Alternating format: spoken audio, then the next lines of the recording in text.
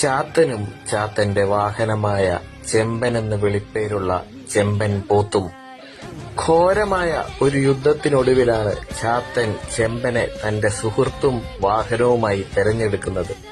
അതിനുശേഷം ഇരുവരും തമ്മിലുള്ള സ്നേഹം അചഞ്ചലമായി തന്നെ നിലനിന്നു. സാക്ഷാൽ കൈലാസനാഥൻ പരമശിവന് നന്ദി എന്ന പോലെയാണ് ചാത്തന് ചെമ്പനും. തന്റെ അവതാരോദ്ദേശം പൂർത്തീകരിക്കാൻ ഭൂമിയിലേക്ക് പുറപ്പെടാൻ നിന്ന ചാത്തൻ പരമശിവനോട് പറഞ്ഞു, എന്റെ വാഹനമായി ചെമ്പനെ തന്നെ എനിക്ക് വേണമെന്ന്. എന്നാൽ കൈലാസനാഥൻ ആദ്യം അതിന് സമ്മതിച്ചില്ലെങ്കിലും ഇരുവർക്കും പരസ്പരമുള്ള സ്നേഹവും ആത്മാർത്ഥതയും കണ്ടപ്പോൾ സാക്ഷാൽ കൈലാസനാഥനായ പരമേശ്വരൻ ചാത്തന് അനുവാദം നൽകുകയായിരുന്നു. ഭൂമിയിലേക്ക് ചാത്തന്റെ വാഹനമായി സുഹൃത്തായി ചെമ്പന് പുറപ്പെടാമെന്ന്.